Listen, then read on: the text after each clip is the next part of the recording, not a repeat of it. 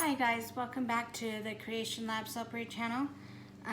Please bear with, because when I got everything ready to make soap, my boyfriend decided that's the time to mow the lawn, so you'll hear that in the background. Sometimes he gets close to the window, so it's louder, like right now. But anyway, so this video we're going to be doing a couple of different things. We're going to be doing our first soap cutting here. I had the video for this soap here, and something happened, it got messed up, so we'll do the cutting. This one is going to be our Jason soap. This is my multi-bar cutter. It's been a while since I got it. I can't remember where I got it from. It was either Nurture Soap or Brambleberry, I'm not too sure. But anyway, so I'm going to flip it around. You see that it has the multiple things. He apparently hit something. Alright, and so what we're going to do is just flip it around and do a cutting on it and line it up, so I'll have my sample pieces. So this is a cold process soap, and then I poured a melt and pour, kind of like drizzled it around so that it created a blood effect. This is my Jason soap. So with that, we will take out a bar out of the middle and show you how that goes. It's a black and a red. Let's see, try different things, see what every one of them I'm sure is going to be a little different.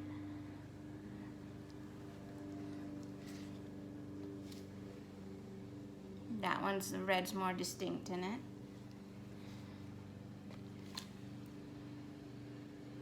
And so you get the idea. And so what this is going to be so like there's the blood drizzled on the side and on the top, and that is, I'm going to use a little melt and pour and put the Jason right on front.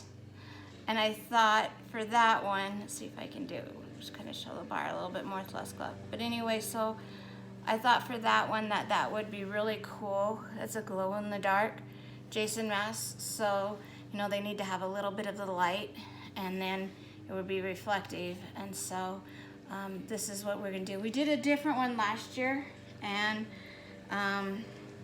we put it embedded into melt and pour, and we felt like because there was such a layer on top of it that the Jason didn't stick out so much. So therefore we decided to go ahead and do it on a cold process soap, because those are the more I guess moisturizing, and you know, they're just overall, they feel better on your skin than a melt and pour. Not saying anything bad about glycerin soaps, because they're still good, they do the job, but I like the coconut oil, and the olive oil definitely has a lot to say about how it does for your skin.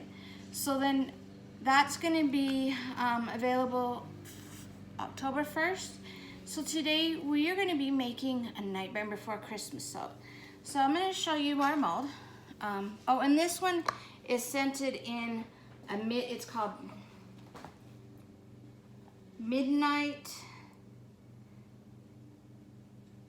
Moonlight Harvest, but it's cinnamon, nutmeg, cardamom, black peppercorn, pumpkin, mahogany, whipped cream, and vanilla bean. And then today we're going to be doing, I got to have my day planner, and I write down it so I know when I make soaps. Apple spice bourbon, and it's got bourbon, green apple, and cinnamon and cloves. It actually, the clove is very, very light. But I used this here, and I'm not using the Santa Jack, because I'm going to do him at Christmas, but I'm doing Jack, Oogie Boogie, Zero, and I'm not too sure if this is Lock, Shock, or Barrel. It's one of the kids. I got this mold on Etsy from her. So there's the stuff if you want. It wasn't actually too bad, but I mean, I love the Nightmare Before Christmas golds, and it's Diamond Cute Charms. And so that's where I got the mold from. And so I'm going back and forth on this. They're basically just a glow-in-the-dark thing, and I know the details don't stick out so much. I'm kind of like, should I paint it, put a little bit of coloring on it or not? But then, you know, when and if I do that, it will take out the glow effects. So we'll figure it out. By the time that that's ready to be put on, I'll have an idea. So anyway, this is a 40 ounces of oils. We got coconut oil, olive oil, palm oil, sustainably resourced palm oil, sweet almond oil, and castor oil. And then of course, the super fat is the castor and the sweet almond oil. I'm going to be using titanium dioxide and activated charcoal because this gives me a really black that I need. And so we're just going to be doing that. I'm going to be trying to see how fluidy it is. And may I say that this oil too has a little bit of vanilla in it. It's 0.50%, but what I did was I just took, the bottle's a little brown on the outside, but vanilla color stabilizer for cold processed soaps, and I poured it into the fragrance oil just so that even though it's a little amount, that it helps it so that white doesn't turn too brown. And I'm going to be putting more of the fragrance into the black than I am going to be doing into the white too, to just kind of help it to stay white. If it goes a little yellowish, not too big of a deal, but kind of would like it to stay black and white, so that's what we're shooting for. All right, so I got a new stick blender too. Miss Melanie, my partner, she said it was acting a little funny, so we decided to get one. And I love the fact, because like, look at this. Of course I can't do it right now with the gloves, but this thing comes off, and it comes off easier when I do it this way. Yeah, it's called of course you're on camera thing. I got it yesterday, okay, but I'll get it off today. It's with gloves. I'm not the best at it. So I'm just gonna pour it in. Oh, and I was gonna say that this stick blender and my new container where you can see everything, they just came off of Amazon, and this part's dishwasher safe. So I'll of course clean it all off, but then run it through the dishwasher. So I'm just gonna go and mix these up. And this one's quieter than my other one. I like that too.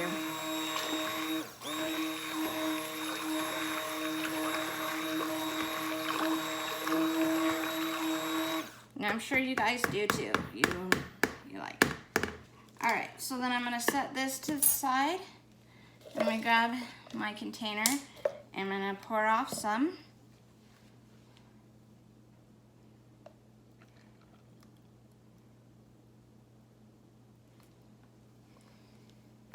This will be my white and this will be my black.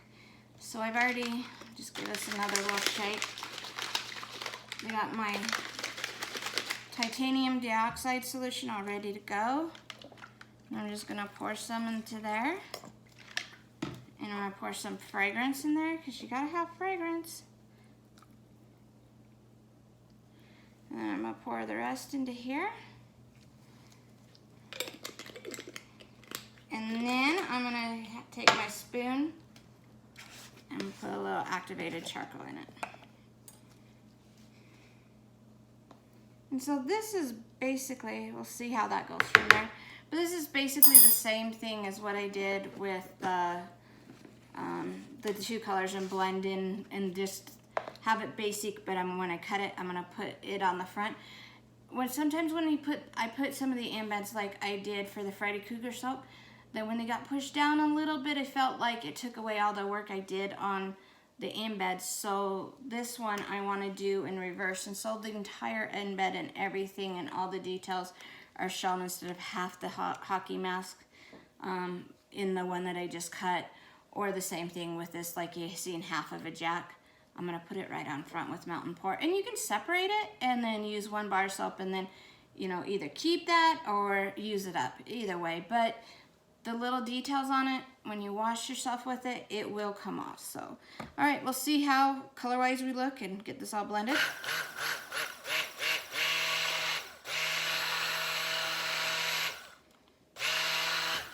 Put a teeny bit more TD in there. You're never gonna get really white without going overboard, but I want it to be a little bit less yellow.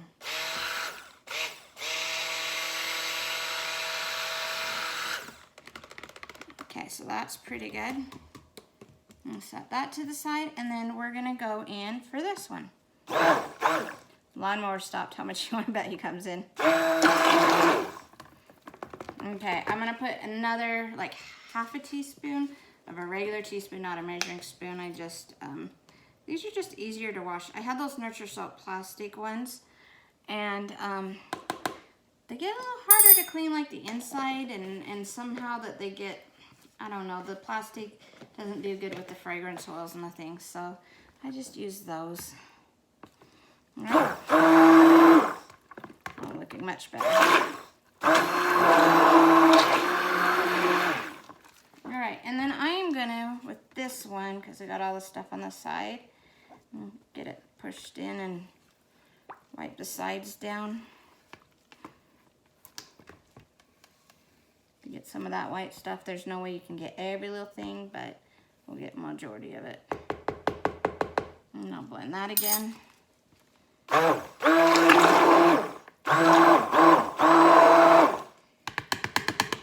Alright, so I'm going to kind of do a two-part thing. It's kind of an experiment, and I figured, why not? See, there he is. Alright, so what I'm going to do is going to pour into here. He walked right out. I scared him. I'm going to pour that much in. And then, let me see if we can get it where you can see better. I'm going to go from up high and do a pour of this white. And just swirl it around.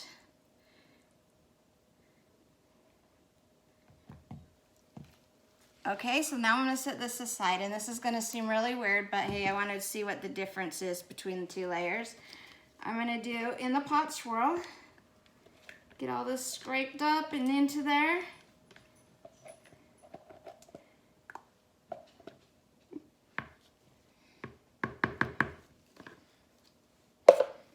And scrape the sides, and I'll just do a little twirl there. And then I'm going to pour that in.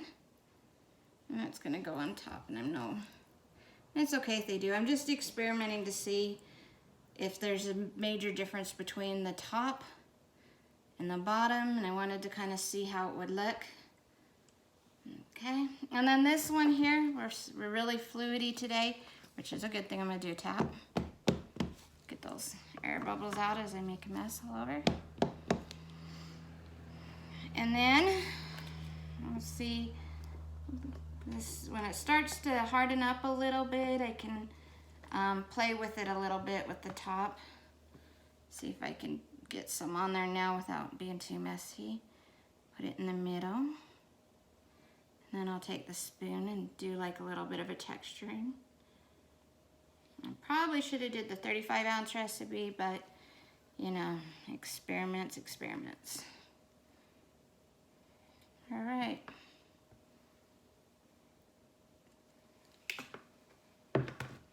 That should be good. And then what I'm going to do is just scrape up along the side and kind of pull it in.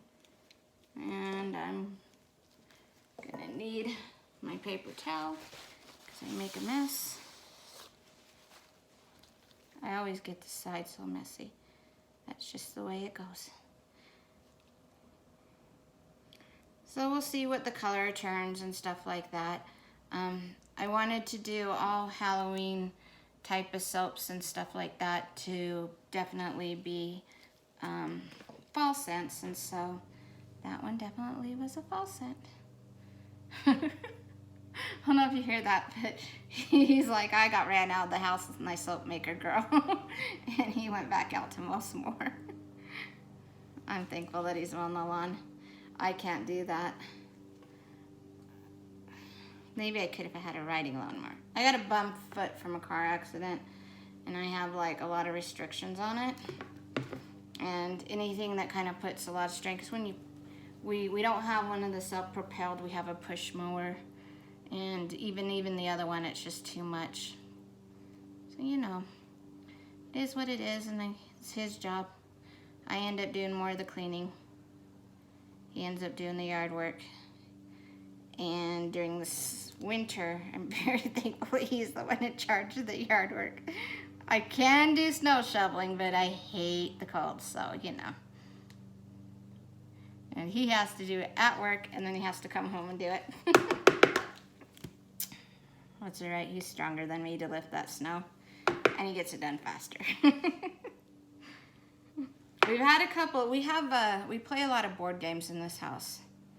We've had a few times where we've had guests over, and they come over, and I mean, we're major board gamers, and we're not talking like Monopoly and that. We're talking, there's a bunch of very strategic board games. Like, I would say comparative to Risk. Most people know what Risk is, but we do like Ascension, and there's all kinds of things. I mean, like, we do deck building games, and Fury of Dracula is a popular one we do during Halloween.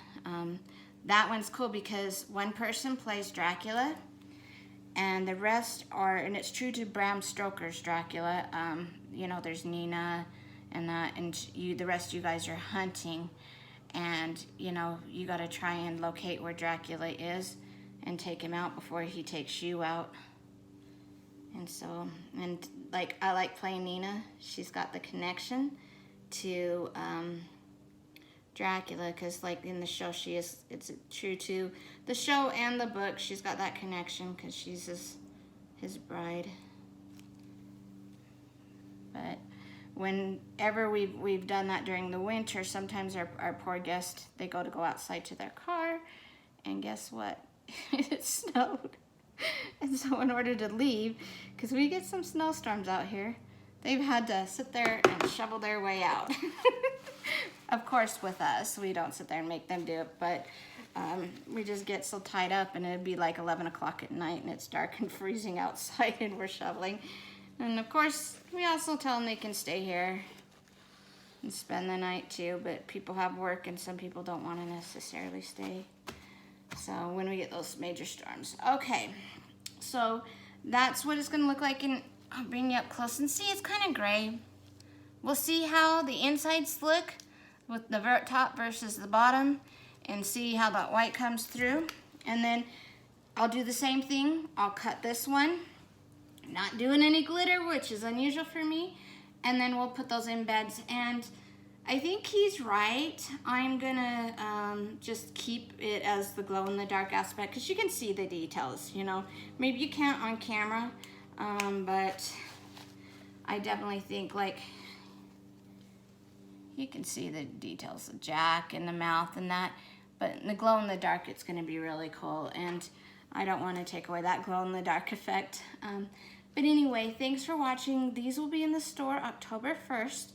That will be after our fall release, which is September 15th. We're doing a bunch of ones, but these last couple of Halloween soaps will be there, as well as all the bath bombs and the melt and pour type of soaps will be October 1st. And feel free to like and subscribe to the channel. Hit that notification bell if you want to be. And our store that these will be in is our Etsy store, which is Our Creation Lab and Etsy, as well as you can follow us on our Facebook, which is Our Creation Lab. We do sometimes contest giveaways, a bunch of sneak peeks, and very much interact with you guys, and you can see all the different things we're doing behind the scenes, as well as we can also post these videos when they are. So thank you for watching, and you guys have a good day.